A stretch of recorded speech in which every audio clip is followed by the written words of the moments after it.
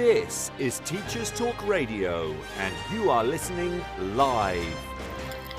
Good evening, everyone, and welcome to another Twilight show with your host, Michelle.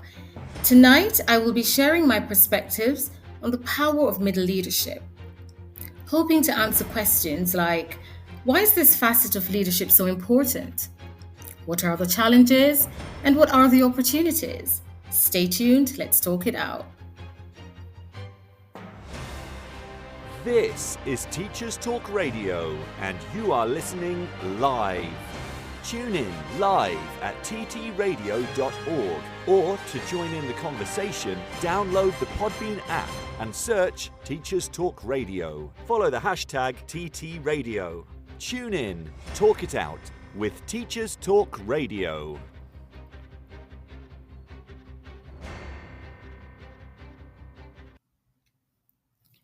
And there you have it. Hopefully, people will be joining soon as we engage in what promises to be an insightful discussion.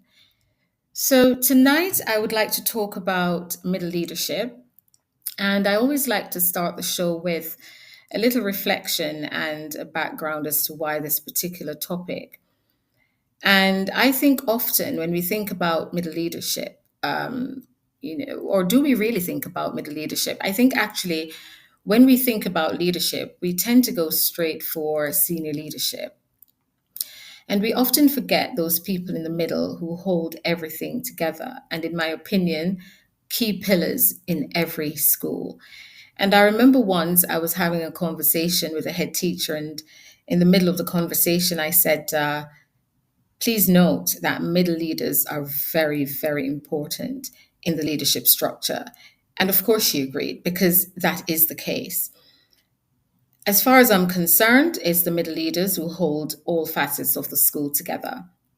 And that's staff, students, parents, and other stakeholders.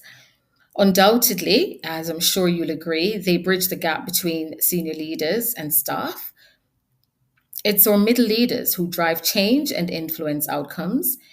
But the question is, are they credited or acknowledged for their efforts? So tonight, I'll encourage you to please call in or send me a message just to share your thoughts. In order to do that, remember to download the Podbean app. You can message me if you're a middle leader or an aspiring middle leader. You could share your ideas, ask questions, agree or disagree with what I'm saying, but I'd love to hear from you as well. Welcome, Vickers. Thank you for joining us, and I do hope I will be hearing from you as well. Whether you're a former middle leader or a current middle leader or an aspiring middle leader, this is the show for you tonight. So do join us, call in, send me a message, or just share your thoughts. I would love to hear from you. I'm going to take a break immediately and hear from some of our supporters while other listeners get the chance to grab a cup of tea and come and join the discussion. Stay tuned. Parentkind are a national charity representing parent views and voice and championing parental participation in education and school life. By fostering strong school-parent partnerships, we can boost student attendance, improve behaviour, and enhance academic performance. When parents actively participate, students thrive. Join the movement that's reshaping education for the better. Visit parentkind.org to learn more about reaping the rewards of working in partnership with parents. This show is brought to you in partnership with John Catt Educational, publishers of professional development books and resources that support great teaching and learning in schools around the world. Don't miss out. Level up your professional development today and visit johncattbookshop.com to explore the full range of titles. Use the code JCTTR2425 for 20% off your order. Happy reading. Hey educators, ready to kickstart 2025 with world-class inspiration? Then don't miss Bet UK, happening January 22nd to 24th in London. Get fired up in our high-energy arena hosted by Laura McInerney, with an incredible lineup. Hear from racing driver and inclusion advocate Nicholas Hamilton and the poetic power duo Michael Rosen and Christian Foley. Plus, don't miss the legendary Stephen Fry discuss the human approach to AI. Explore hundreds of hours of unmissable content, the latest ed tech, and free CPD opportunities to supercharge your skills. All for free. So why wait? Head to betshow.com and book your ticket now. Let's make 2025 your best year yet. And there you have it, a number of our supporters. I suggest you check them out at your earliest convenience. Lots of key takeaways you could get from them. I do hope everybody is okay with joining, and if you can pass on the message so that others will join us and participate in this discussion. So I think before I go any further, it is important for me to give you a little background on my own journey into middle leadership before I can talk about it. So you can determine for yourself whether or not I am suitable to discuss this particular topic. So I entered the profession, to be honest, with no real thought of being a senior leader or a middle leader. As far as I was concerned, I just wanted to be in the classroom. I just wanted to teach. I just want to effect change there in the classroom amongst my students. So that was not something that was at the forefront of my mind. And even though I was a part of the senior leadership in the student body at college, going into the profession, this was not at the forefront of my mind, if I'm being honest. I think one of my goals really was to set up my own school and have my mom on board as well. And I would do sketches of what my school would look like and so on. That hasn't happened yet. I don't think it's too late. We will see. But joining the senior or middle leadership team was not necessarily something I had in mind initially. However, I think it was about 4 years into my teaching career, I was invited to the role of middle leadership. And yes, it was daunting. I was fairly young and hadn't led on that particular scale yet. And so it was a bit daunting. But immediately I discovered that curriculum design was one of my strengths, and resourcing and understanding my team and their needs. And at that young age, I must admit that there were challenges, and it doesn't matter at what stage you become a leader or how experienced you are, there will always be challenges related to where you're at and the context that you're in. And so for me, there were challenges. I made some mistakes along the way. I learned from them. And all of those things helped to shape my leadership in the future. But as I said before, curriculum design immediately, and at the time, I didn't think about it as a strength. I just knew I enjoyed that, redesigning the curriculum and looking at it as a wholesome thing rather than in isolation. And also, to be honest, in my context where I started my early years of teaching, there was no accelerated route at the time to leadership or to middle leadership. You had to earn your stripes. And if anybody's listening from that particular region who were teachers back in the day, like myself in the 90s, there was no accelerated route. You had to work your way up by proving yourself, getting good results, seeing to the progress of our students, and just participating in whole school life, so to speak. So there was none of this fast track into leadership. You really had to put in the effort. And I'm not knocking that because it has its place, but I was not exposed to that initially. I remember even the fact that teaching at Key Stage 4 was not a given. You had to start with your Key Stage 3 classes for a couple of years at least before you were even considered to teach Key Stage 4. That's how strict they were back then. So I became head of English whilst I was still in Jamaica. And then I moved to the UK a few years later. And I moved to the UK as a classroom teacher. I was not a middle leader when I moved to the UK initially. And I thought that was a good decision because, you have to get acclimatized to a new culture, the weather, the way of life, being away from your family. And doing that and being a leader in a new environment, I thought this would have posed other challenges. So it's not something I really wanted immediately. However, a year later, I became literacy lead. And if I'm to reflect on that, I'm going to be honest, I'm not so sure of how effective I was at that particular role. I think I probably needed some more training. I remember being sent out or people coming in to talk to me about it or going out to look at best practice. But the issue with that is you could go out to other schools and you could observe their best practice, but it doesn't necessarily fit your context. So I learned from that, and hopefully I'll be able to talk a little bit more about that later on. Uh, but not long after that, I began to wade deeper, so to speak, into the middle leadership pool, taking on roles such as more gifted and talented lead, Key Stage 5 lead in English. And about 3 or 4 years later, I became head of English once again. So came full circle and really enjoyed it. Really enjoyed leading a team, managing a team, and watching students make excellent progress and my colleagues as well. Watching colleagues under my leadership moving on to becoming middle leaders themselves or even senior leaders.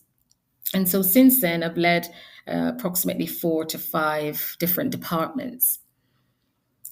So we're going to go into the discussion, but it's important for me to define, in my opinion, what middle leadership is, or to refer to what researchers have said about middle leadership, and then use that as a segue into my own definition.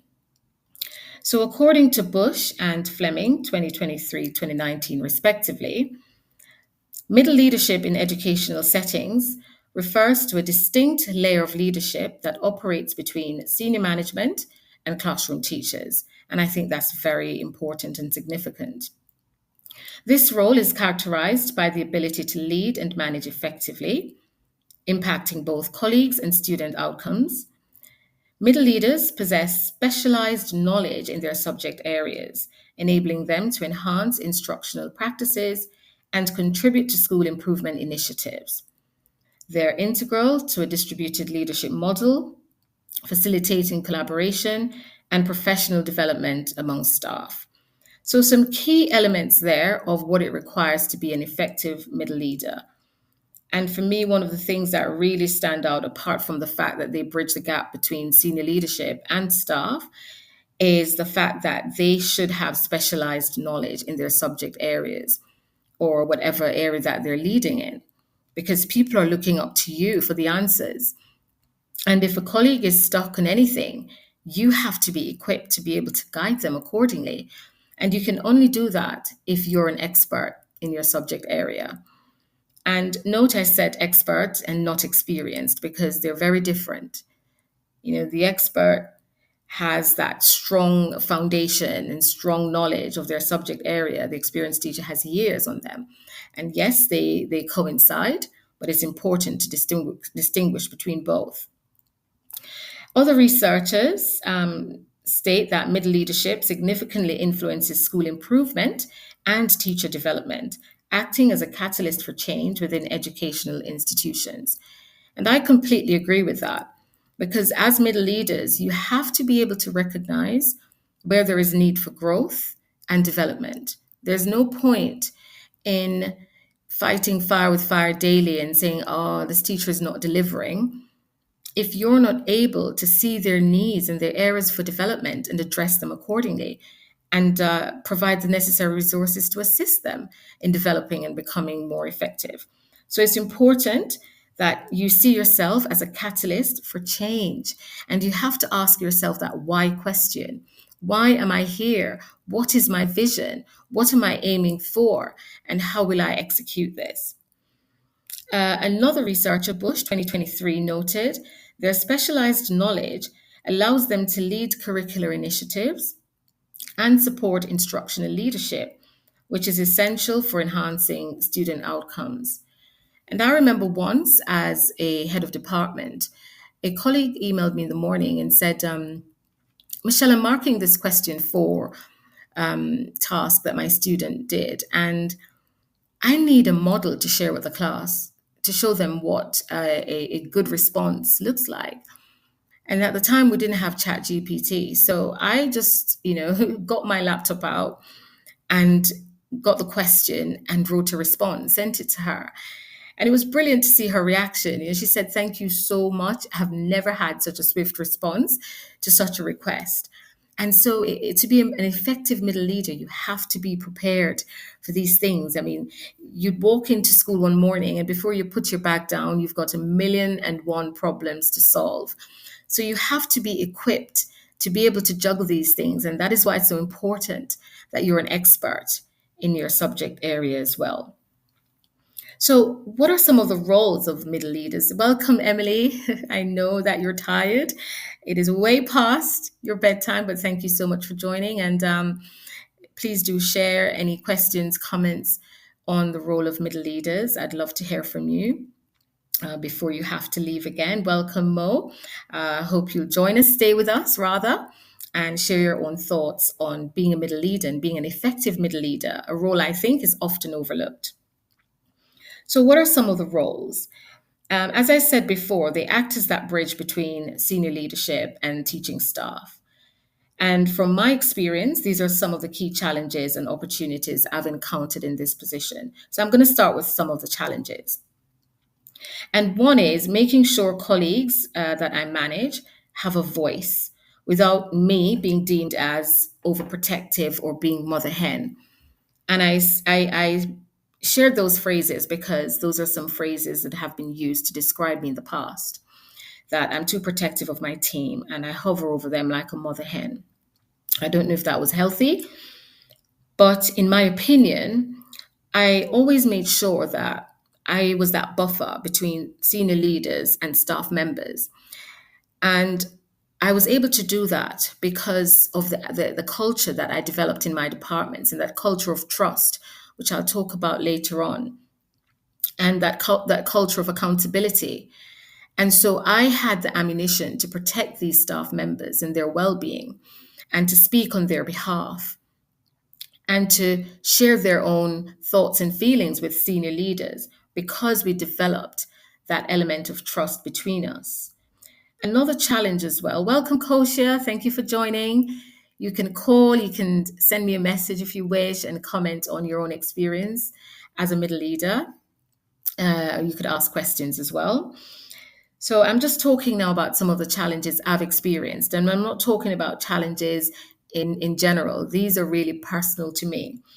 So one of the other challenges was getting senior leaders to truly understand the challenges on the ground and focusing on what's relevant. Because we know that sometimes schools have all these initiatives and because they're buzzwords and they're the latest trends.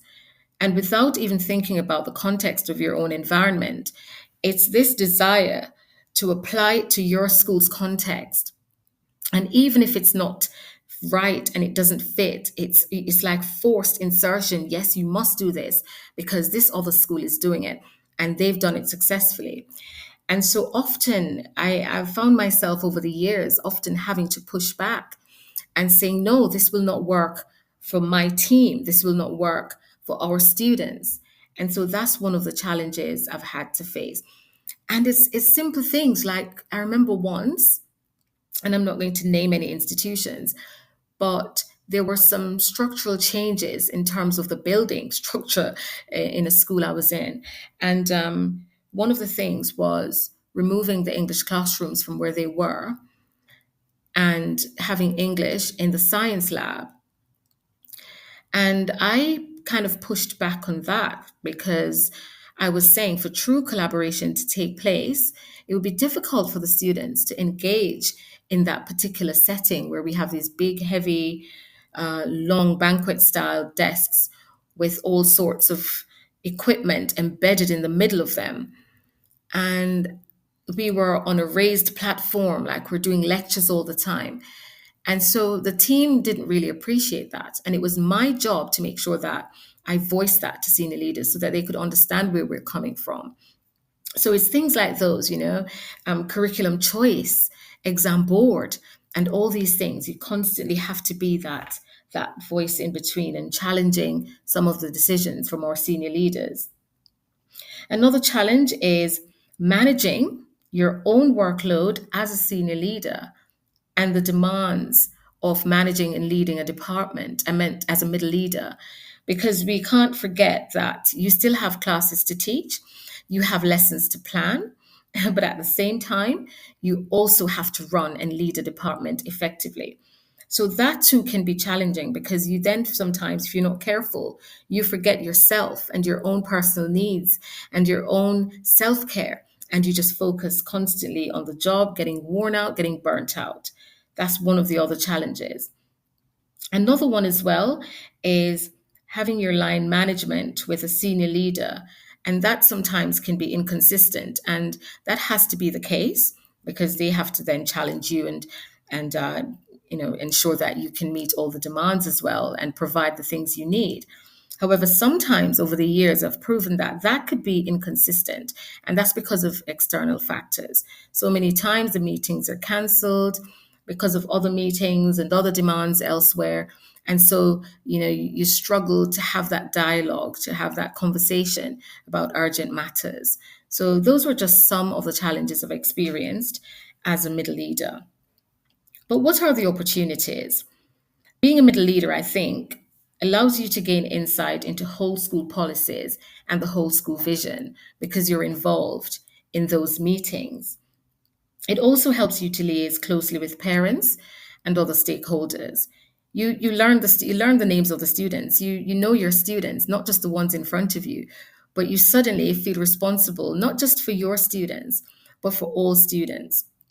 And middle leaders online, I'm sure you'll agree that as a middle leader, you have more parent meetings than probably anybody else, even than your senior leaders, because you're constantly having to either be involved in the meeting or leading the meeting or initiating the meeting constantly.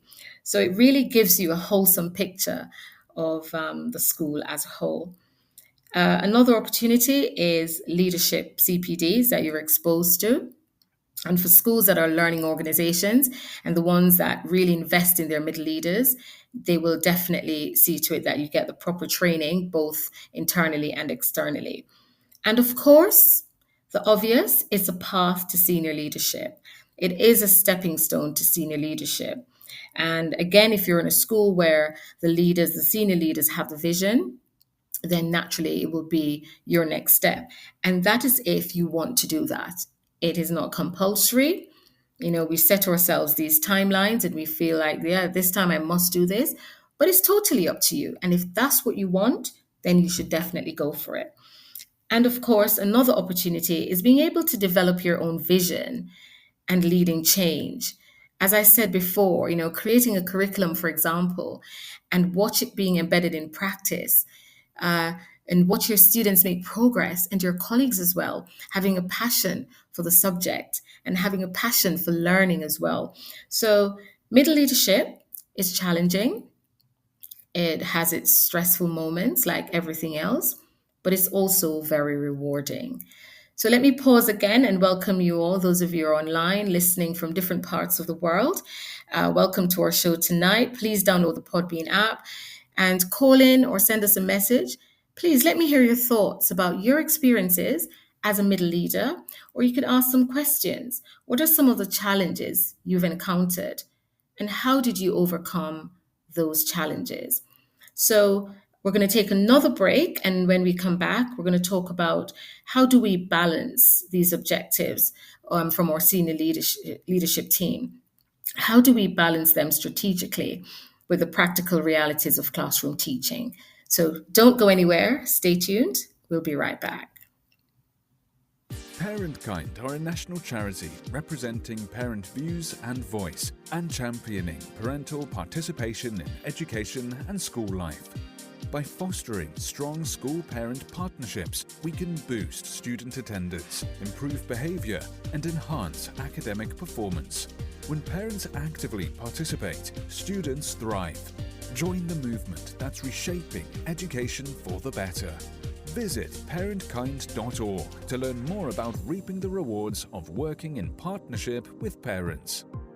This show is brought to you in partnership with John Catt Educational, publishers of professional development books and resources that support great teaching and learning in schools around the world. Don't miss out. Level up your professional development today and visit johncattbookshop.com to explore the full range of titles. Use the code JCTTR2425 for 20% off your order. Happy reading. Hey educators, ready to kickstart 2025 with world-class inspiration? Then don't miss Bet UK, happening January 22nd to 24th in London. Get fired up in our high-energy arena hosted by Laura McInerney, with an incredible lineup. Hear from racing driver and inclusion advocate Nicholas Hamilton, and the poetic power duo Michael Rosen and Christian Foley. Plus, don't miss the legendary Stephen Fry discuss the human approach to AI. Explore hundreds of hours of unmissable content, the latest edtech, and free CPD opportunities to supercharge your skills. All for free, so why wait? Head to betshow.com and book your ticket now. Let's make 2025 your best year yet. Right, so there you go, something for your diary for 2025. Welcome back. And if you're just joining, welcome to the show. We're talking about middle leadership, unlocking your power as a middle leader, and how important this role is. So this next segment, I'm going to be looking at how do you balance strategic objectives from senior leadership with the practical realities of classroom teaching. And so I mentioned earlier that, of course, you will have the school's improvement plan and you'll have the school's vision as a whole. And so how do you balance that? And, other demands from your senior leaders, how do you balance that with the practical realities of classroom teaching? So I've just come up with a few things. So please do share if you have other ideas as well. I would love to hear from you as well. So I've noted here that always ensure that every decision that you make is done with students in mind. They have to be at the forefront of the decisions that you make. Their academic, their personal, and their social well-being. So no matter what it is you've been asked to do or to implement, make sure you have those frank and honest discussions. How will this benefit my students? Are my staff equipped to deliver this? Is it relevant to our current need? Is it necessary? Is this something that will be embedded in practice? Because listen, you know that in education, so many things, just come quickly like a wildfire and sweep through education. And within a few months, you hear nothing about it. And even in the individual schools context, you get these grand ideas, and some of them are brilliant, but there's no implementation plan. It's mentioned in a CPD, and you talk about it for 30 minutes, and you're encouraged to go and apply that, but there's no follow-up, and there's no checks and balances, and no measuring of the impact. We just do it because it is the latest trend or buzzword. And so as a middle leader, you have to be equipped and be ready to articulate your concerns, to use your data to support your own vision, and to ensure that middle leaders also fall in line and support your vision. Make good use of your line management meetings as well, and use it as a platform to raise concerns and to provide solutions. Make your line manager accountable as well, and to follow up on action plans. So you want to make sure these things happen, and it's not just on paper. It's not just in the meeting and it ends there. It has to be something that you make sure happens if you really want to execute that particular vision. You also need to develop a strong team with great teaching and learning outcomes to back up your requests, your claims, or ideas. So I'm talking about how to balance strategic objectives from senior leadership with the realities of the classroom. So what do I mean by having a strong team? A team with a secure subject knowledge, and people will join your team at different levels of experience. It is your responsibility as the middle leader to ensure that you get them up to speed, that you provide for them that training within the department. And CPDs, they don't have to be costly things outside of school. Within the department, you as the expert, you can provide the training that staff need so that you support them as well. Know your staff, know the people you have, know their strengths, and utilize those strengths. Don't be intimidated by a member of your team who has a very glowing CV and the expertise behind it and the practical skills behind it. Don't be daunted by that or put off by that, but actually use them to help develop the department as well.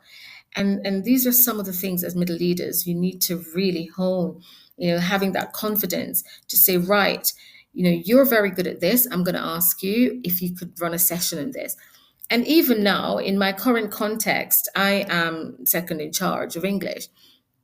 And if a colleague shares an insightful uh, experience that they had in the classroom in teaching and learning, or a top tip or something, or they've read a book and they're really excited about it, I ask them, why don't you create a CPD for us and share with all of us so that we could all benefit from this passion? We too could learn from it. So make good use of your department. And, that will motivate staff as well. They will feel valued. And so they will want to develop and help you as well to develop the team.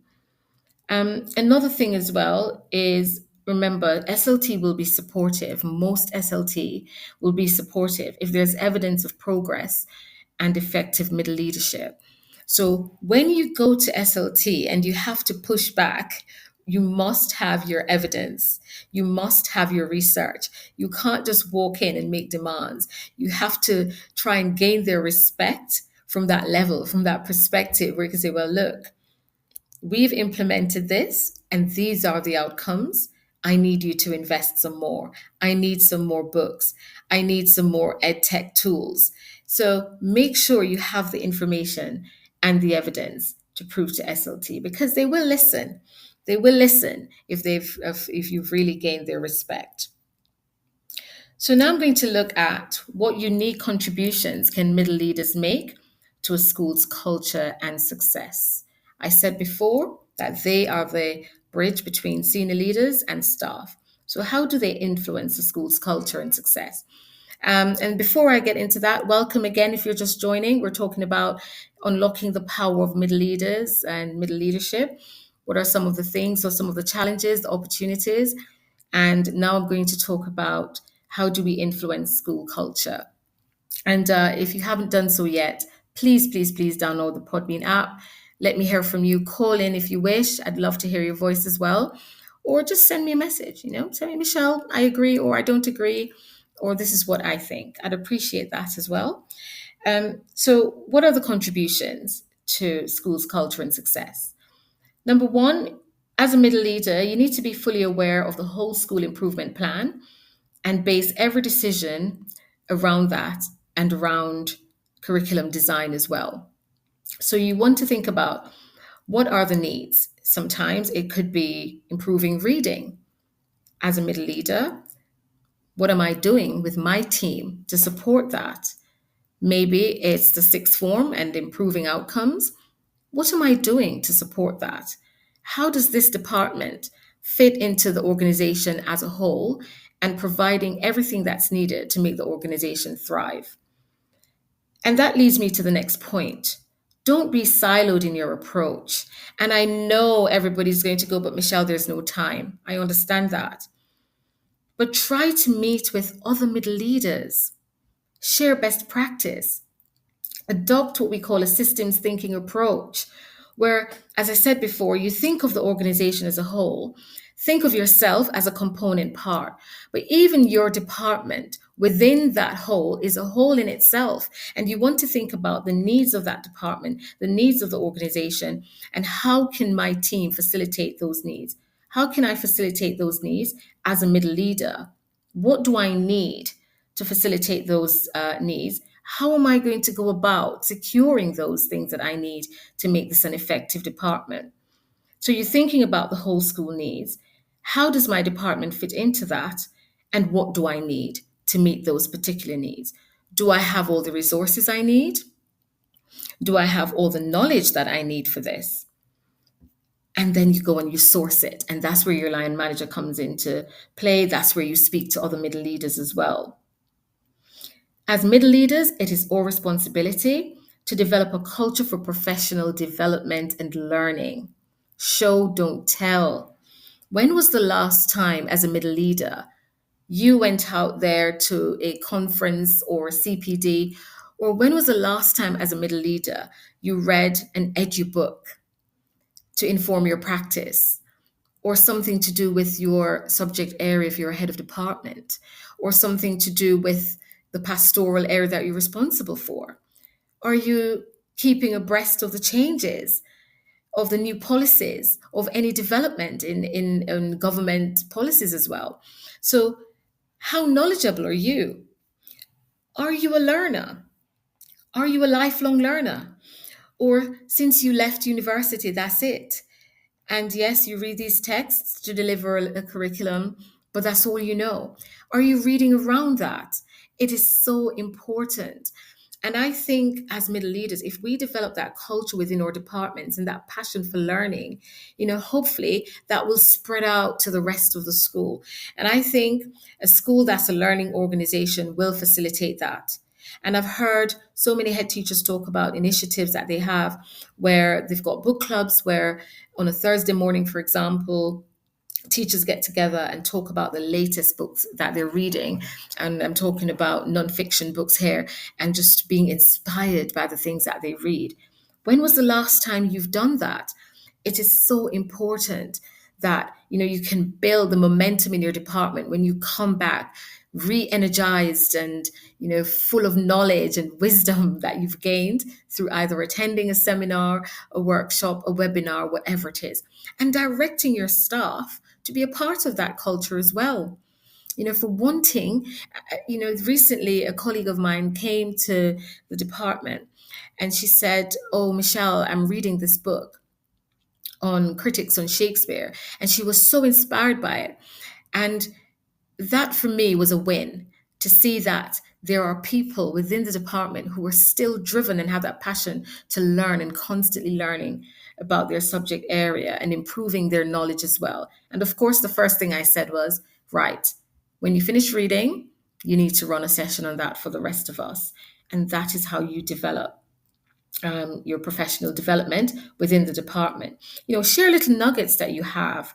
And as I said, online CPDs, face to face, share a chapter in a book as well. Say to staff, next department meeting, come prepared, just read this particular chapter or a couple pages. Because again, it's always about time, I know. Read a couple pages, come back, share your findings. But make sure that it fits within your vision and your department improvement plan. It can't just be random readings. It has to be things that will link to your vision. And of course, practice shared and distributed leadership. Get the team involved and invested in your vision. Who is really good at using all these AI tools? Utilize them. Okay? Tap into that, because that's the route we're heading into at the moment. That's a whole other show, by the way. But tap into that. Who is excellent at making resources, designing quizzes? Make good use of it. Who is very good at creating fantastic PowerPoints or lesson plans or schemes of work? Make good use of it. Your job as the middle leader is to delegate, and to delegate is a strength. It is not a weakness. So delegate and use your staff accordingly. They will value that because they get the buy-in, they're a part of the vision, and they're a part of the systems and practices that you are putting in place. So just bear those things in mind. So what are some of the skills and strategies required as a middle leader? What core leadership skills do I think, and that's what I'm going to share, are essential for middle leaders, and how can they develop these skills? So at this point, once again, welcome. Thanks for sticking with me. I'd love to hear your thoughts. You could either send me a message or call in and just let me know, how has it been for you as a middle leader? What are some of the challenges you've encountered? How did you overcome them? And what are some of the challenges you're still facing today? Let's talk about it. So, what skills and strategies do we need to embody as a middle leader? And of course, the top of my list is empathy. It is important that we're empathetic, that you can walk around in people's skin and feel what they're feeling. You need to be intuitive as well as a result of that. You need to understand that not everybody is like you. Not everybody can stay up until midnight and still wake up the next morning feeling refreshed and deliver the next day. Not everybody enjoys marking like I do, and therefore some people struggle to get through the marking. You've got to have empathy, but at the same time, you have to make people accountable. So you somebody says leader. I'm sorry, you're saying leaders. I'm talking about middle leaders. Yes, D. I'm talking about middle leaders and some of the skills and some of the strategies that we should employ. And I was just mentioning empathy, that we have to be empathetic and we must always not think, or we must stop to think that not everybody's like us. And so, where you're able to juggle a million and one things, not everybody's able to do that. So you have to lead from an empathetic point of view. Kosha just said, reading and the research, that's something that I'm about to begin my own department where I'm going to be more research focused on the decisions that are made and set a chapter or text study that we look at over time. I completely support that, Koshia. It's all about reading and research. And when you do that, you will really empower staff and get them involved in the reading as well.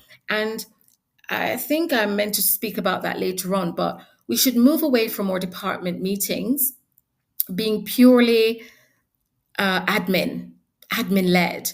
Complete this spreadsheet, complete this document, complete this timeline, and all these things. Those things do have their place, by the way, but we need to make our department meetings more developmental, and you will see some really good gains as a result of that. Hi, Tom. Thank you for joining. I'm here tonight talking about middle leadership, which I'm passionate about. Thank you so much for joining. So thank you for your comments. And yes, Dee, we're talking about not just leaders in general tonight. It's really specific and tailored to middle leaders. So thanks for sharing that, Kosha. And I would encourage all middle leaders to take that approach, reading and research behind everything that you do as a department. So we need to be empathetic. We also need to have a secure subject knowledge. And we talk a lot about critical thinkers. Oh yeah, we need to get our students to be critical thinkers. But I've said this before, and I say this unapologetically, you cannot get your students to be critical thinkers if your subject knowledge is not secure. There is no way you can successfully take them to the next level. You cannot take them to the next level if you're not secure in your subject knowledge to understand where exactly you want to take them. So Dee asked another question. I'm sorry, I'm not sure of the term middle leader. Okay, Dee, hi. So I mentioned this at the start. So in the UK context, or middle leaders are those leaders, as the name suggests, right there in the middle between our senior leaders or principals or administrators and our staff. So your middle leaders would be your head of department, your head of year, anybody else with a, as we call it, a TLR or leadership role. So you're second in charge, and so many other roles are created there in the middle. So anybody who operates in that section of the school's leadership structure, we call them our middle leaders. So I hope that's clarified. So I said some of the things we need to embody: empathy and secure subject knowledge. How do we have secure subject knowledge? By constantly reading, by constantly seeking professional development. I mentioned before, we need to be intuitive. And what do I mean by this? Don't just listen with your ears, don't just be hearing, but listen actively. Look out for the body language, okay, of your members of staff. Look for the change in demeanor. Don't just have your head so buried in leadership and all the things you need to accomplish and not pay attention to what's going on around you. Notice a change in the dynamics, in the atmosphere. For example, you've set a deadline. Without saying it, you can tell just by the sighs and the groans and the shuffles outside of the staff room that people are feeling overwhelmed. And then you address it accordingly. I remember once I was in a meeting and we were trying to determine which of these acronyms are we going to go with. You've got PETL, P, PETZL, PEA, you name it. And we were trying to just streamline it and have one or two acronyms so that every student, that's what they would be exposed to, rather than every teacher having their own. And everybody was chiming in and trying to justify the one that they used. And I sat there in the background watching. And then at one point, I had to intervene and I went, colleagues, is this meeting going pear shaped or what? And it's having that confidence, that sense of humor to recognize when things are going wrong, admit it, and then fix it. And at that point, they all laughed and went, actually, you're right, Michelle. And I had to make an executive decision there and then of the one that suited the needs of our context. So you have to be intuitive and read the room, and it comes with emotional intelligence as well. And as I said before, be active listeners. Listen between the lines. That's something I learned at a conference. As we read between the lines, you listen between the lines and try to understand exactly what's happening. Dee says, I'm in the US. Hey, that's amazing to hear, Dee. I love what you're saying. Sorry, no, please interject.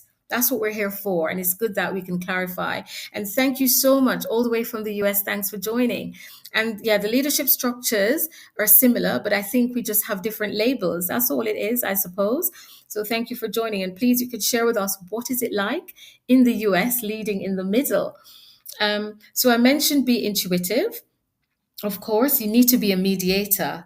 And boy, that is a skill you have to really hone in on and learn as quickly as possible. Mediating between staff members.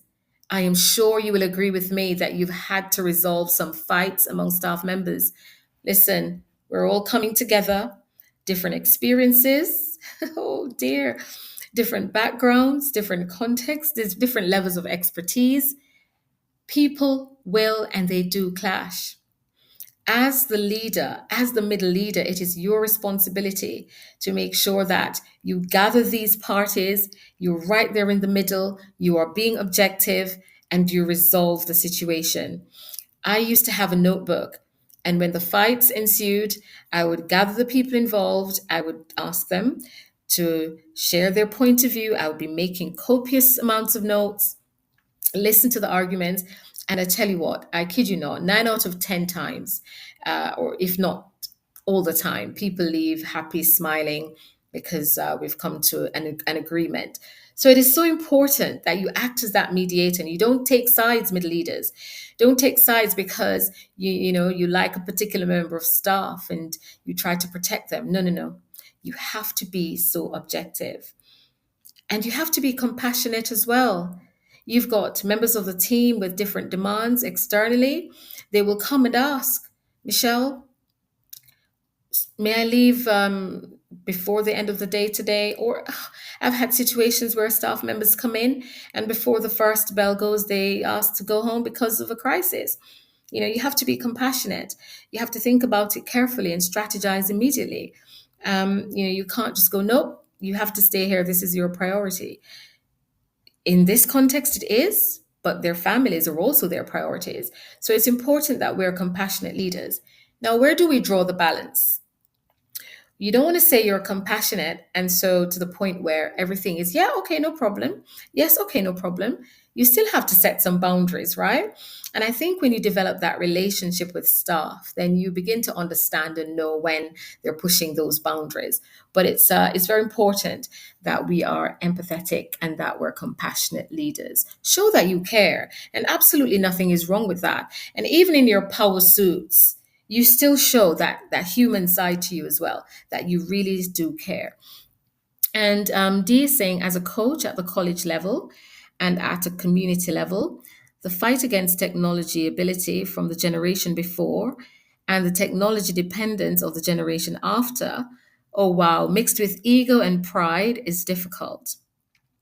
I'm a very blunt but neutral lead, and some respect it and some see it as a threat or challenge, even when I try to be empathetic.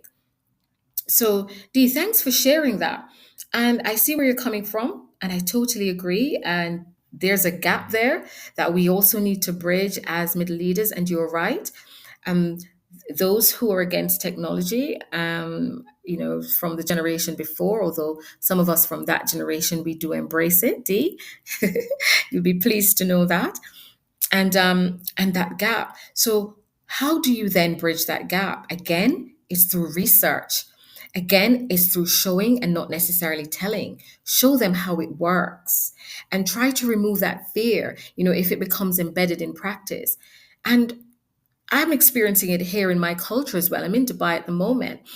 And there are people, I did a survey, just for the sake of it. And there are people who admittedly put their hands up and say, I'm scared of touching tech because I just don't want to break anything. So there's this deep-seated fear. And you're right, Dee, you've got to be able to have that middle ground where you challenge your colleagues as well.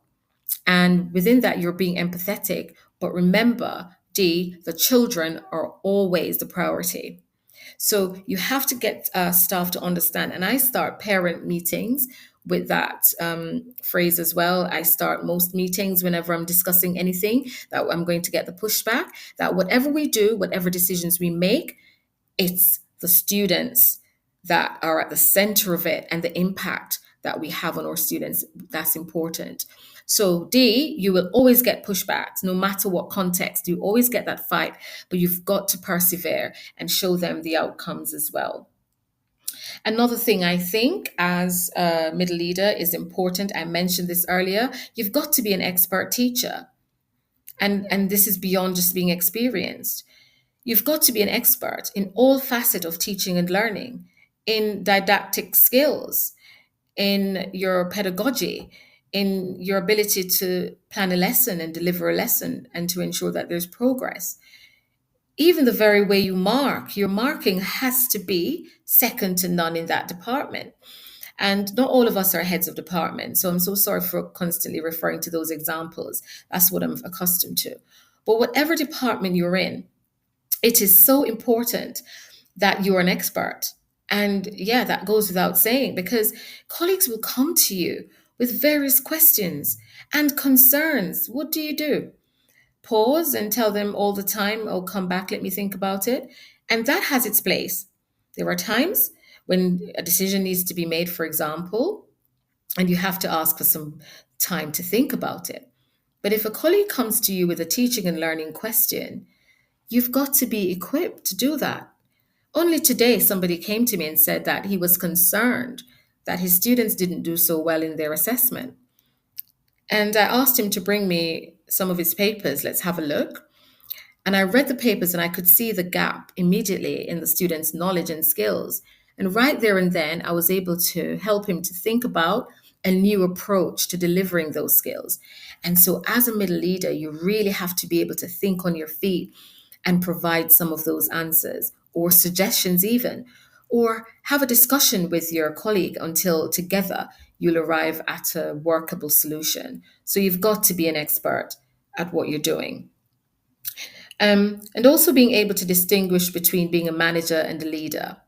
Being a manager is looking at the day-to-day systems and making sure everything works. And we have exercise books and, you're managing everything else, behavior, staff, and all of that. But being a leader is, in my opinion, making sure that you influence change. And a true leader, for those of you who are listening, a true leader influences change. Whatever you do, wherever you go as a middle leader, when you leave, you have to leave that legacy of some form of change that you have been instrumental in implementing, whether at the curriculum level, at the social level, whatever it is. So think about it. What change am I responsible for or have I influenced? So important. And of course, practical approaches to well-being. And a colleague of mine and I, she's online tonight, we talked about this recently. Looking after your colleagues' well-being is beyond cookies and cakes. And that has its place. And I'm one, I love to give a treat and provide fruits here and there or chocolates or whatever. And absolutely nothing is wrong with that. But well-being is a bigger picture, and you have to look beyond the cookies and cakes. You have to look at your own calendar of assessments, and we have to work within the school's calendar as well. But then internally, we also have some things that we have control of. How many assessments are students doing in a short space of time? What is the demand on teachers in terms of marking? These are the things that people will appreciate. How can we disseminate certain things to relieve the load of one particular person? That's what people will truly appreciate. And again, you have to listen actively. For example, over the years, I've heard colleagues going, "Oh, wow," when I go, "What are you doing this weekend?" And they start to list all the marking that they have to do. And then I think about the fact that, oh, I've got some capacity. And right there and then, I'll go, right, let me have 20 of those, let me have 10 of those, and I will help you with that. And the levity and the joy that that brings to colleagues. And I'm talking about over the 20 odd years I've been a middle leader. It all the time. It's making sure that you're so intuitive that you see the needs and you address them accordingly to relieve the burden and the pressure of your colleagues. And that will always be a win. So thanks again for joining. Stay tuned. Don't go anywhere. We're going to take another break. And this time we are going to listen to the news with Joe Fox. And whilst we're doing that, any questions, think about it. Put that in the chat. I will try my best to answer. Or any comments, please feel free to share. I would love to share with everybody else who is listening. So don't go anywhere. Don't go too far. Grab a cup of tea or coffee and let's listen to the news. And I will be right back. Parentkind are a national charity representing parent views and voice and championing parental participation in education and school life. By fostering strong school-parent partnerships, we can boost student attendance, improve behaviour and enhance academic performance. When parents actively participate, students thrive. Join the movement that's reshaping education for the better. Visit parentkind.org to learn more about reaping the rewards of working in partnership with parents. This show is brought to you in partnership with John Catt Educational, publishers of professional development books and resources that support great teaching and learning in schools around the world. Don't miss out. Level up your professional development today and visit johncattbookshop.com to explore the full range of titles. Use the code JCTTR2425 for 20% off your order. Happy reading. Hey educators, ready to kickstart 2025 with world-class inspiration? Then don't miss Bet UK, happening January 22nd to 24th in London. Get fired up in our high-energy arena hosted by Laura McInerney, with an incredible lineup. Hear from racing driver and inclusion advocate Nicholas Hamilton, and the poetic power duo Michael Rosen and Christian Foley. Plus, don't miss the legendary Stephen Fry discuss the human approach to AI. Explore hundreds of hours of unmissable content, the latest edtech, and free CPD opportunities to supercharge your skills. All for free. So why wait? Head to betshow.com and book your ticket now. Let's make 2025 your best year yet. This is Teachers Talk Radio, and this is Teachers Talk Radio News.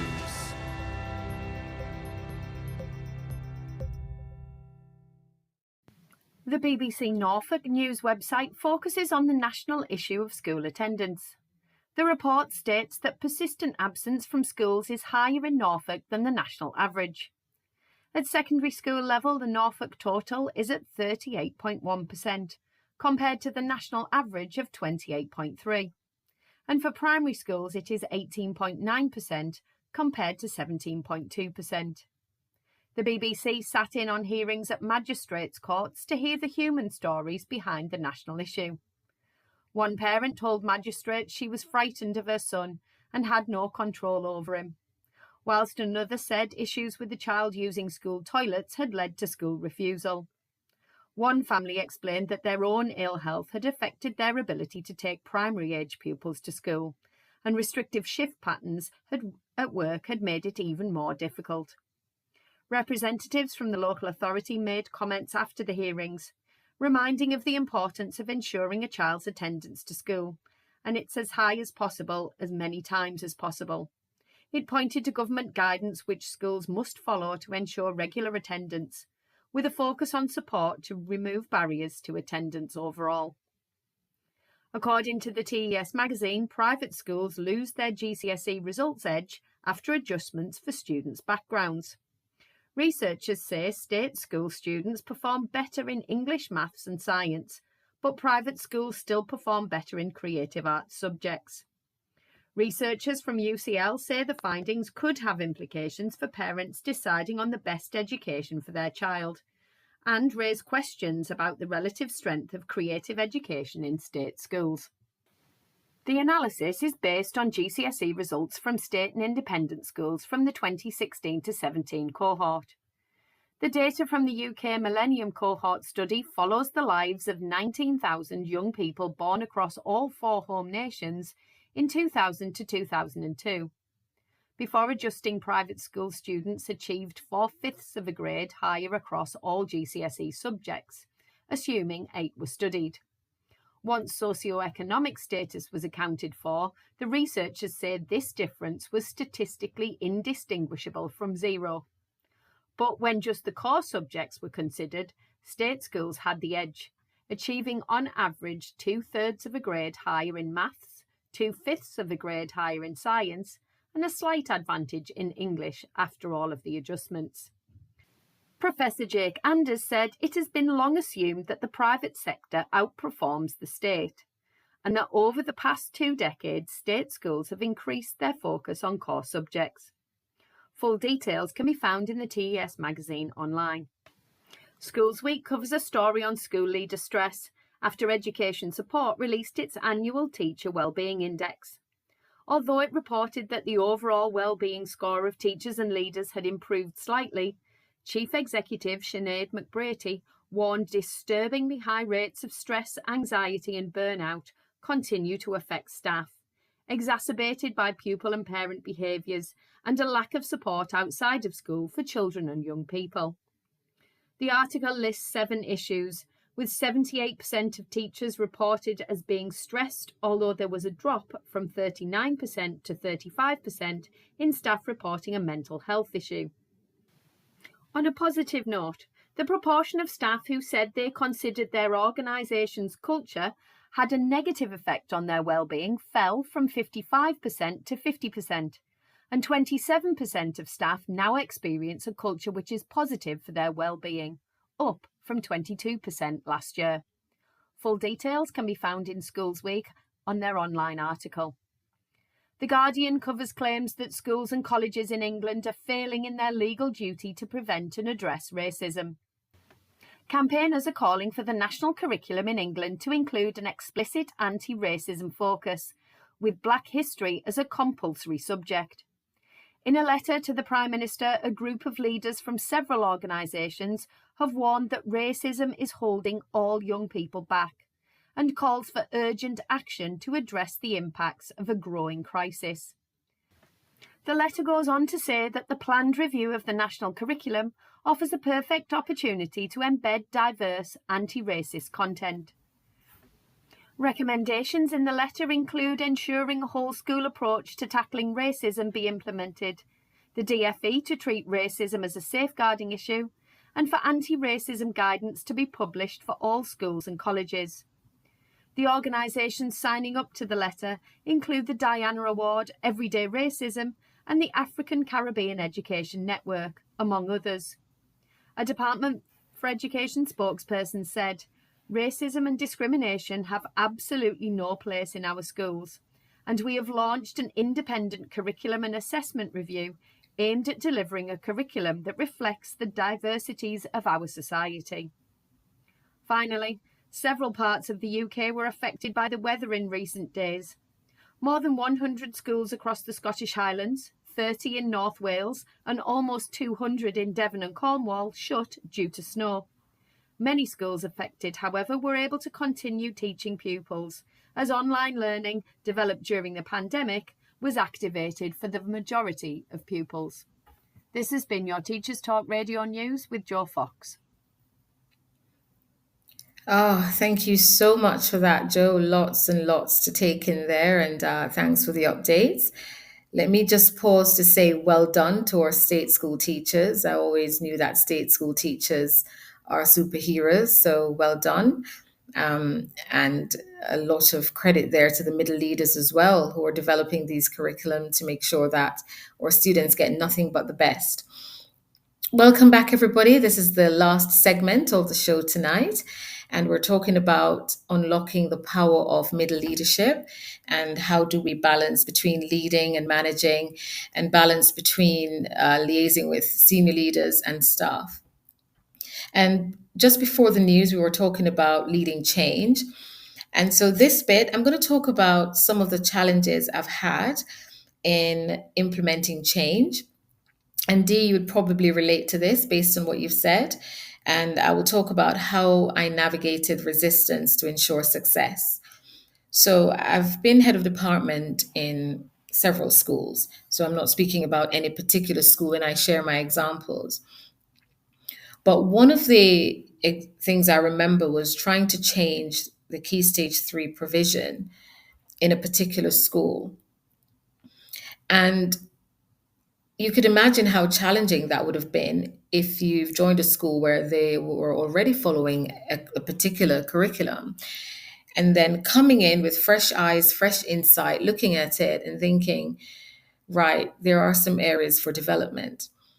And so I had to be sensitive about that because I had to respect the fact that people worked really hard in putting these schemes of work together and resources. So I never walk into any department and just rip things apart. You always have to take your time and observe and see how things are working and make the changes accordingly. And so I had to make some suggested changes to the Key Stage 3 curriculum. And of course, there were overt and covert resistance as well to that. As I said before, people have worked hard on these. But the way I navigated the resistance was making sure they understood the rationale behind it. And I had to explain that whatever we do and whatever curriculum we provide at Key Stage 3, it has to support the Key Stage 4 and 5 curriculum. Absolutely no doubt. And you have to make sure that you're covering those key areas. For us in English, it's reading, writing, speaking, and listening. And you have to make sure that those areas are covered and that there's a balance as well. You have to look at the skills required at Key Stage 4 and 5. And Dee, when I say Key Stage 3, 4, and 5, for those of you who are listening from overseas and you're not in the UK context, Key Stage 3 would be, I think, junior school, and then year 10 and 11 is what you call high school. I don't know, I might be wrong, but I'll probably just say the age. So Key Stage 3, that's between grade 7 and 9. So you're age 12 to say 14. And then we have year 10 and 11, or 14 to 16-year-olds. Some of them probably turn 17, I don't know. But then we have the sixth form, which is Key Stage 5, and these are 17, 18-year-olds. So that's what I mean.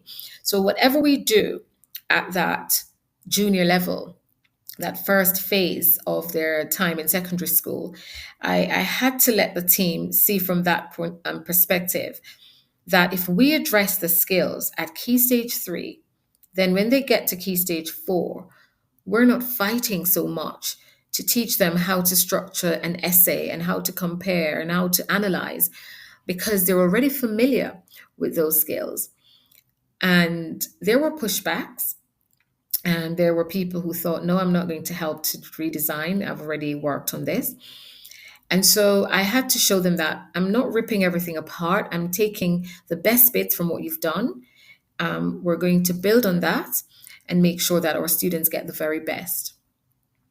And what that has done, and over the years I've seen, is whereby the students get to year 10, certain skills were embedded in practice. And sometimes those colleagues get the chance to say, now I understand what you were saying, Michelle. And, we even have students moving from year 7 to year 8, having a new teacher who's probably teaching Key Stage 3 for the first time, and come back to report to me that, I'm teaching this concept. And a student said, by the way, Sarah, this is how we do it, because in year 7, this is what we have to do to show that we're making improvement. We have to do this, this, and this. And he was really, really taken aback by that in a positive way. It's like, oh, wow. So that's how I had to navigate the resistance, trying to get people to see the vision the whole picture, literally letting them see that through my curriculum map. And that's some of the things as a middle leader, you have to create these visuals for staff as well, that at a glance they can see where you're going and they can check off those skills. And that's what I had to do. And sometimes you have to drown out the noise, persevere, because you have that clear vision in mind and you know exactly what it will look like in the end. It is not easy because you want everybody to be happy. And so you have to just keep working with those who are willing to join in the vision with you, and gradually others will come on board. I mean, you've got situations where people completely ignore your new curriculum and continue to teach or try to teach what they've had in mind, and even try to determine the final assessment. And you just have to put your foot down, so to speak, and just say, no, this is what we want for students, and these are the intended outcomes. So there are times when you just have to be assertive and formidable. And absolutely nothing is wrong with that. But you balance that with the empathy. And as I said, it's always about the students. It's not about you. It is all about the students.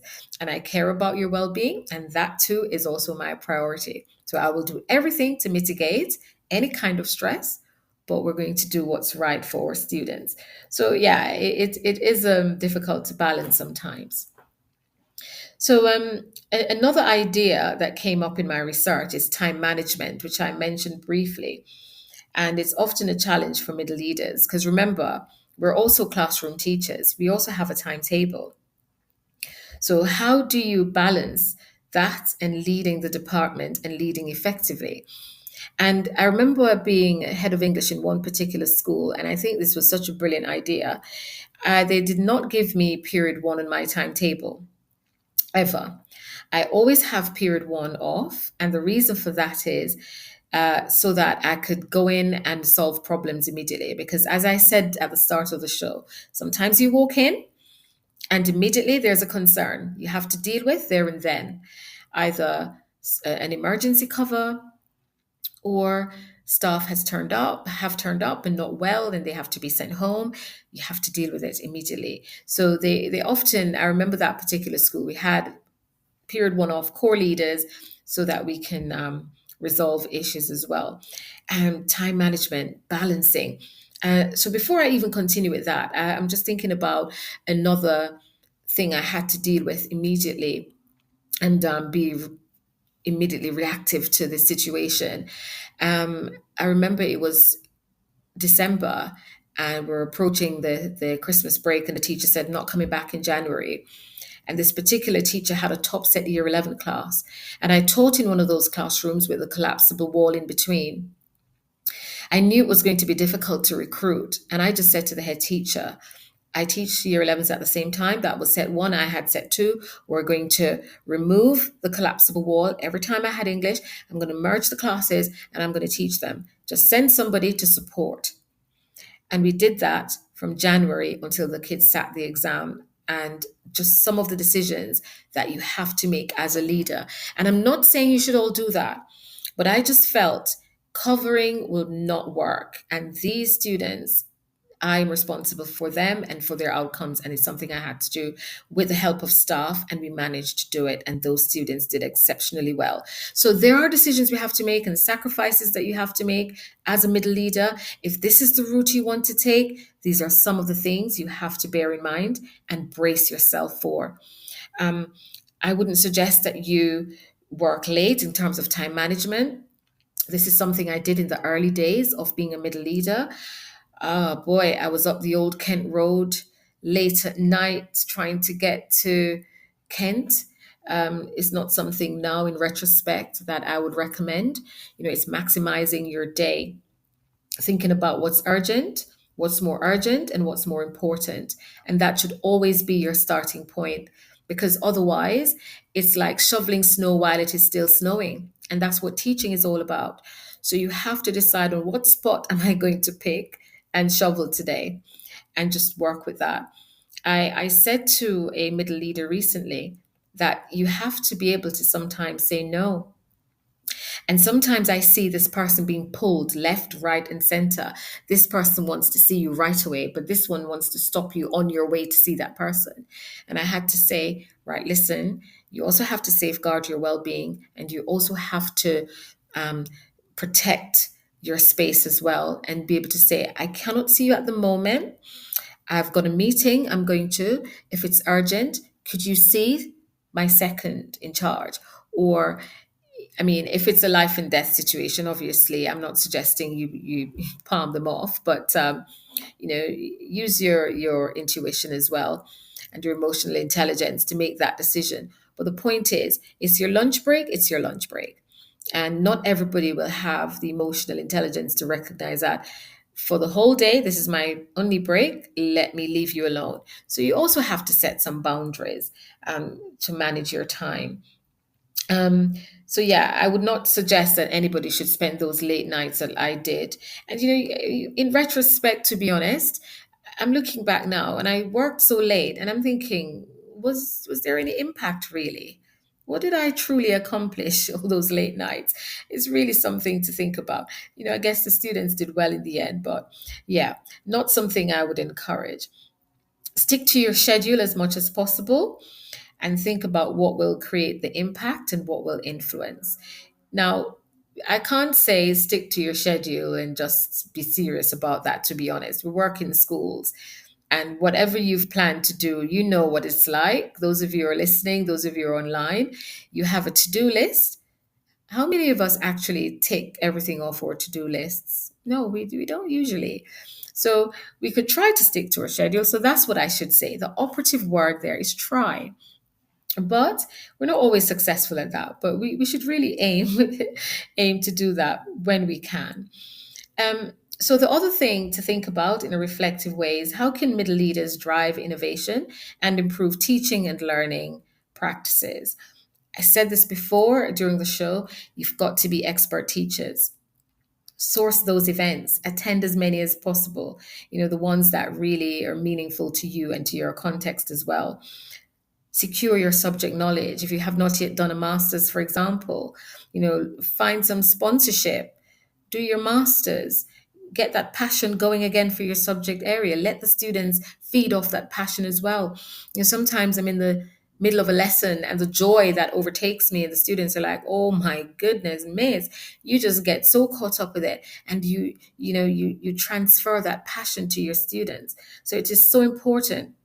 And to be innovative as well, you cannot stay in your department and only in your department and be innovative. That's not going to happen. What you become a specialist, but you're not a generalist. So you also need to be able to have the eyes from the outside as well. And that is why you try to collaborate with other middle leaders, because they will be able to say, oh, by the way, you could fix that problem by doing this. And that's how you become innovative. You cannot be a specialist and be effectively innovative at all, because you're kind of blindsided and just you've got your blinkers on rather, and you're just focusing on what needs to be done, and this is my subject area and this is how I'm going to approach it. But when you start to look beyond the walls of your department or the area that you're responsible for, you begin to gain other perspectives. And that is why it is so important that you create that learning environment as well, and that learning organization within your teams. So that's something to bear in mind as well. And I've said this a lot tonight, being an expert teacher and having secure subject knowledge. So in what ways can middle leaders influence staff motivation and professional development? And as I said before, is creating that learning organization. And it's being transformational in your practice. Because if you think about it, transformational leaders, they influence change, they motivate, they inspire. And so it is so important that you do that through your own approach to teaching and learning and showing that joy. Unfortunately, as a middle leader, you can't join in or necessarily with the staff room gossip. You can't really join in with that, because sometimes the staff room gossip results in negativity, and your job is to make sure that people remain buoyant as much as possible. So you can't be the Debbie Downer as well and dragging everybody along with you. You have to be that person that provides that levity in the department. And yes, I socialize with all my teams, and anybody who's listening who's ever been in a department of led. Social events are important, and we go out, and I make sure that happens. But even then, you maintain your professional integrity, because there are times when you will have to have those uncomfortable and those difficult conversations. And you should be able to do that in a professional sense as well, without thinking, oh, but we're such good friends. So you have to be able to make that line of demarcation between friendships and professionalism within the teams that you lead. And in so doing, people develop that trust, and they believe in you, and they confide in you because they understand where you're coming from, and they understand your vision, and they understand what it is you want for them and the team. And Kosha said, so important not to get involved in the exactly Kosha with the staff room fests. Is that what you said? Yes. You've got to, and it's sometimes difficult, right? Because the gossips are juicy, and you're like, oh, who's leaving? What's happening? Oh, really? Who was told off by the head? You want to know. It's human nature, but you've got to divorce yourself from the distraction and keep it professional. It is hard, but you've got to. And we all get dragged in, from time to time, but it's so important. So it's being transformational. And I just want to elaborate on that a little bit. And it's not just saying that and leaving it there, but it's putting that in practice. And for myself, I'm so happy to see so many people who've been under my leadership, who are now leaders themselves, and even senior leaders. And I think I've mentioned this before on the show, that I remember a colleague, when she was leaving, she was a member of the department, and she got a job to head a drama department elsewhere. And in her leaving speech, she said, I've got my book of Michelle-isms. And I said, what are you talking about? And she said, oh, every time you had a meeting, this is how you start your meetings. And I have my little book, and I've just jot down all the things that you do, all the CPDs, and your approach to everything. And she showed me this book. And I'm thinking, oh, wow, I probably now should get in touch and ask her for the contents of that book so I could make a mint of it. But yeah, and she called it her book of Michelle-isms, and just learning from that. And that's what a transformational leader does. You want to inspire your staff. You want to exemplify good leadership, because believe it or not, we copy the people who we're exposed to in our early years of teaching, their styles of leadership. You might not think that's the case, but if you think about it, you tend to want to adopt some of their mannerisms and approaches. And so it is important that we make a conscious effort to lead positively and effectively and professionally at all times, so that you transform mindsets and change behavior as well. So just some of the things I think it's so important for middle leaders. I talked earlier about making our department meetings developmental. It's not just all about paperwork. Some things could be done in an email. Do it in an email and spend the time developing your colleagues. Some of the things I've done in the past, I would get colleagues to write concerns, put them in a box in the center of the table, then get other colleagues to pick something from the box, read it without any interruption, share their own opinions, and give suggestions. After that, other people could join in. And these activities go a long way. I observe what's happening around the department based on my learning walks. And whether you're a middle leader for departments or pastoral, it doesn't matter. Be observant. See the needs. Next department meeting, you address those needs. Make sure everybody understands. What do I mean when I say metacognition? Recently, we had a CPD session, and we were asked to go and talk about staggered starts. People were questioning, what does that mean? What does that mean? As a middle leader or a leader, in this case, clarify. Make sure there's cohesion, that we all understand it and we all know what it looks like. Don't make assumptions. Remember, we're coming from different settings and contexts, different levels of experience. So clarify. Don't think you're teaching grannies all the time to suck eggs. Don't take it for granted. You never know. And sometimes people are not confident enough to come forward and say, listen, I don't know, I don't understand. Just like kids, they don't know the answer, but they put their hands up because they feel like you won't pick on them. We do it as adults in a different way. So it's okay. It's okay to say, listen, I don't understand that. And so before we end tonight's show, believe it or not, we only have 6 minutes left. These are some of the things I would leave with current middle leaders and aspiring middle leaders. Do not be afraid to ask questions. Do not be afraid to say, I need help with this. How many of us are really good with data?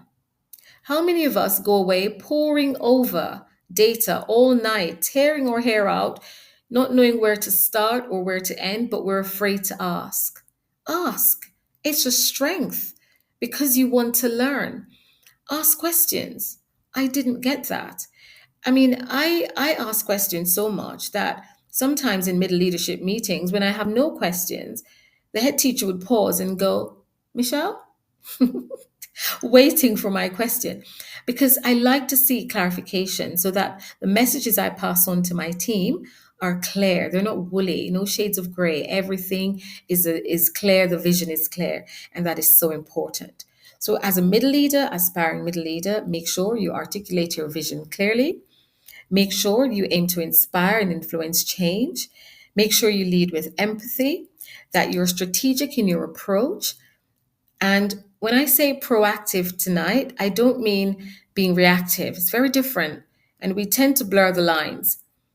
Being proactive, it doesn't mean you're responding to a crisis. That is reactive. Being proactive is already envisioning the problem in the future and addressing it before it becomes a problem. Now, that is powerful leadership. And that is being proactive. So this is how you should now think. Remember, you are the pillars of the school. You're holding it together, and that is your superpower. Tap into that, influence change, encourage your department, your team to read, to keep learning, to keep growing, to continue to develop that passion and remember why they chose to become teachers in the first place. That's the power you have as middle leaders. Make sure you're informed. So when you go before senior leaders and make demands, they know that you're coming from a place of research, a place where you have the data, and that you're knowledgeable about what you're talking about. So as I end tonight's show, I hope you've got some takeaways from tonight.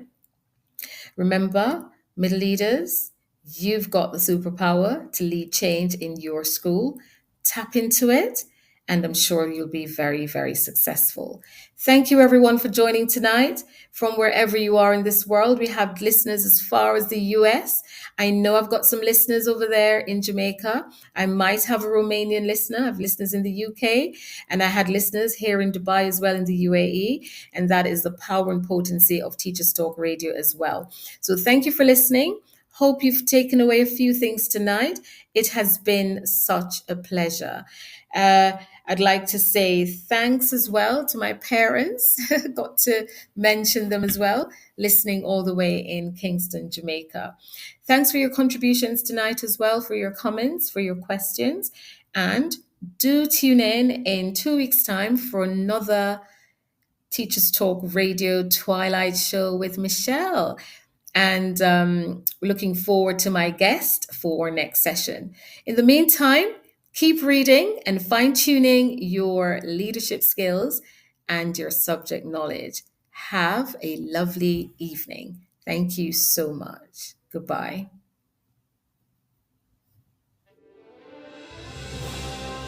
You've been listening to Teachers Talk Radio. Tune in live and listen back at ttradio.org. We look forward to hearing from you next time on Teachers Talk Radio.